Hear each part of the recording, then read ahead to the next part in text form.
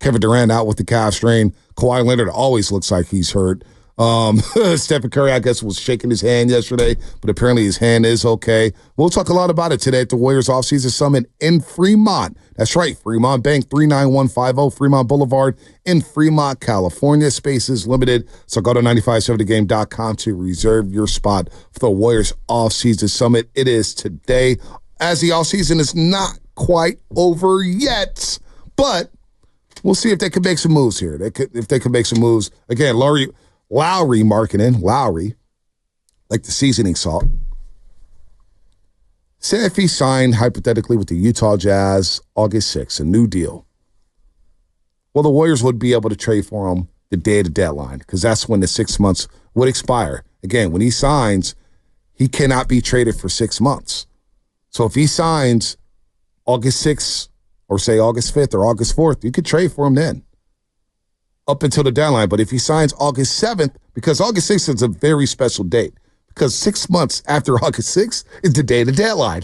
And that's when you can trade for him. So that's when it opens up. But there's a lot of little details we got to kind of shoestring here and tie up, and we'll have that ready for you later on. I'm sure Steiny and Guru would have that later on as well. So 888-957-9570. We'll get into Team USA. We'll get into the All-Stars, Giants, and some other happenings in the sports world, including Bronny James. You impressed with Bronny James? Are you being serious? Guru and I were so disappointed in Spinoni as well. Thought we were going to see Bronny yesterday at the California Classic. Chase Center. You had Warriors fans, Kings fans, like every fan base that was there, Heat fans, everyone was chanting, "We want Bronny." Yeah, they were chanting that at Chase Center. We want Bronny. The poor guy. I watched, I don't know. The poor guy. 9 minutes. How much millions did he get guaranteed? No. Second round pick? Look, well, you know my theory on money doesn't make you a genius, nor does it make you completely happy. You could still have, you can still be depressed no matter what your financial status is. Now, it does help to be able to afford therapy. That's what you told me. You said, well, money can cure all. I don't think I've ever said that. But what I would say is that, he's not an NBA player. Yeah. I mean, I feel like, come on. He looks really small. He doesn't look explosive. And this is with a bunch of G Leaguers. Now, to be fair, Pods didn't look like an NBA player when he was playing last summer. And he made the big jump, and he looks a lot better. Now, to say that Bronny's going to do what Pods did, that feels unlikely. But, you're not playing in the second game because you have a knee thing. I don't buy that. That doesn't make sense. And number two is, what does he do? Is he a point guard? He's not a big guy. He's barely 6 feet, it looks like. Looks like out on the floor. So, does he shoot? Is he athletic? I don't know. The whole thing, they're setting themselves up for lots of criticism. And look, LeBron has earned all the things that he's created in his life in terms of leverage. This one, I think, is going to not end well. We shall see. But we were disappointed that he got low managed in the California Classic. He didn't get low managed. They didn't want to play him. They wanted to hide him. You think they wanted to hide him from the league? No, he's going to have to play in Las Vegas. And people were going to see what they were going to see. Summer League was made for people like him to get development, right? You imagine him in practice going at it with Austin Reeves or D'Angelo Russell. They're going to try to cook him. Bonta, you know what this feels like? You remember when Draymond went out there ceremoniously because he was hurt just to start the game with Klay Thompson? Right? I'm not saying it's 7 that seconds. Level of fake, but this whole thing feels like a big charade. We'll see. I'm fascinated to see where it goes. I'll tell you where this ends. This ends the second he gets onto the floor, plays a couple of minutes with LeBron. LeBron gets him a layup or whatever, and then he comes back out and he's done. For his career? I don't know. Yeah, I don't know. For about this year. I mean, he needs player development. There's no doubt. He's got a long way to go. I think that you said they're supposed to play because they play again and finish it up on Wednesday at Chase Center. They're going to be playing the Miami Heat, and the Warriors are going to be playing the Sacramento Kings. What time are those games? 7 o'clock is the Lakers Heat one. So 7 o'clock. Going to go over there, Bonta? Go watch them again? Try to? He's thinking about it, folks. I don't know. This morning show makes it tough to be out at night. If I don't have to be out at night. Plus, Anna's out of town on a work trip, so I'm out. Yeah, it's gonna be daddy duty times 5 At least I got help with the grandparents. I don't know. You just have to be realistic. Yeah, with I am and realistic. I'm saying with LeBron, I just think like it's playing out in front of the world, and I don't think it's going to end well. And I honestly feel bad for the kid. I know he made a lot of money, and yeah, he did make a lot of money. I get it. Like I'm not, but that doesn't mean like he's going to be the butt of a lot of jokes, and it just yeah. Well, I mean, he knows he doesn't. But LeBron came out and said Bronny does not care. They know. If anybody knows what comes with the territory in this situation, it's LeBron James.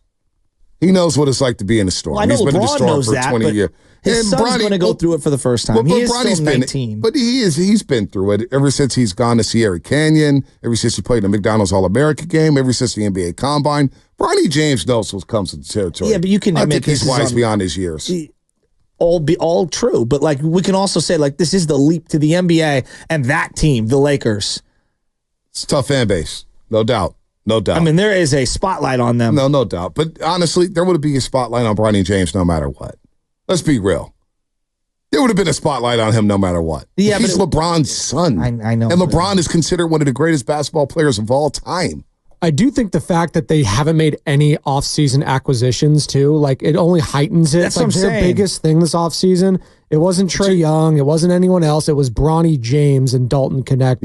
And Dalton Connect feels like an afterthought just because the name of Bronny James is just so big. So to your point, Shasky, it does feel like the magnifying glass just nationally is just way more on him. But I mean, He's been on him anyway, though. He's had that forever. Sure, yeah, he's had that forever. But now we're all like, I mean, I think the whole thing's being picked apart. It's also during let's say he gets drafted to another team. Like you just take away the whole nepotism angle that everyone's like, they would say nepotism to a degree, but another organization would have drafted him. He'd be an afterthought if he was a Charlotte Hornet. That's all. No. You know what they would have done? No. You know what they would have done? They would be popular. No, they would be popular, and they'd be like, why does he have a job in the NBA? Why does he have a job in the NBA? That would be beaten over the head over and over. Then they'd be like, oh, NBA team did LeBron a favor, blah, blah, blah, blah, blah, blah. I think the spotlight would have been on him. Now, it is heightened. I'm not going to disregard that because he is an LA Laker, and everything gets magnified with the Lakers because they're all over television. I just feel bad for a 19-year-old kid. I just think Bronny's going to be fine. Then the spotlight would have been on him no matter what. No matter what, he would have had a spotlight. More egregious, Tim Tebow going in the first round in the NFL draft or Bronny James going in the second round? Tim Tebow was a national champion. First round pick. He was like a we can argue about Trey Lance got drafted 3 overall for crying out loud. He didn't play for a year. So like on the Tim Tebow thing, Tebow did lead the best team in the country for multiple seasons. Well, he won 2 national championships, and he led Denver to a playoff spot and won a playoff game. I actually think expectations he got a raw coming in. deal. Expectations coming in though. People were like, "What the hell is Josh McDaniels doing?" They didn't think Tebow was going to play. Then he finally played, and they started winning some games. And I was like, "Well, they're not winning because of Tebow, but obviously he did a little something to help that team get to the playoffs." And they beat the Steelers in overtime. Guy. I admit it. Listen, I was a Tebow guy. I will always be a Tebow guy. Yeah. I don't think Tebow was the greatest in the world. I agree with you. But I thought Tebow got a raw deal. How can you not give a guy a shot who helps the team get to the playoffs? Hey, he didn't get a shot after that at the quarterback spot. They started New England, brought him in, I think, as a tight end, Philadelphia, whoever it's a joke. He should have got another opportunity to play quarterback. Elsewhere, though, because obviously Peyton Manning was a massive upgrade. But also you have to understand, like, Tebow is one of the most decorated college players ever. Yes. Like if we were going like, and again, we could talk about being a quarterback or whatever. For football at that time, he was as good as it gets. In the SEC, he won. That's exactly. He won in the SEC. He won. Bronny didn't even play for. I understand, but he didn't even play for USC. But Tim Tebow wanted to be a quarterback. A quarterback in the NFL. Like, I'm interested to see how much, like, if Bronny James lasts, if he, like, hangs his out on defense or something, there might be a chance he lasts longer than the NBA than Tim Tebow did in the NFL. Well, I think that's possible. No doubt about it. Well, he does have a fully guaranteed contract. I mean, that is possible. What did Tebow go? 4 years? 5 years? Well, yeah, because he had a rookie contract on a first-round pick. He was in the. But he was on. I know, but he was in New England by like year 4. Yeah, but he didn't even play. That's what I'm with you. He didn't even play, and I thought he got a raw deal. And I'm not the biggest Tim Tebow guy. You can talk about the throwing motion. I'm with you on that. But look, man, I'm with you. I look at the bottom line. He was a Jaguar for a second with Urban Meyer. Right, tight end, and tried to play him at tight end. He was just not an NFL quarterback. But I don't even know. A stud. I don't think we gave him enough shot. I don't think we gave him enough runway to develop into a pro quarterback. Honestly, the guy, look, the bottom line to me, when it comes to, like, we got all these dumbass stats. QBR, rating. Players loved him. Blah, blah, blah, blah, blah. The guy, when he was in the lineup for Denver, they won games. And the bottom line is they made plays around him. That first year, he went 7-4. So his rookie year, he played in 3 games. He was 1-2. Completion percentage 50%. All right, his completion percentage was 46%. It was not good. It was not great.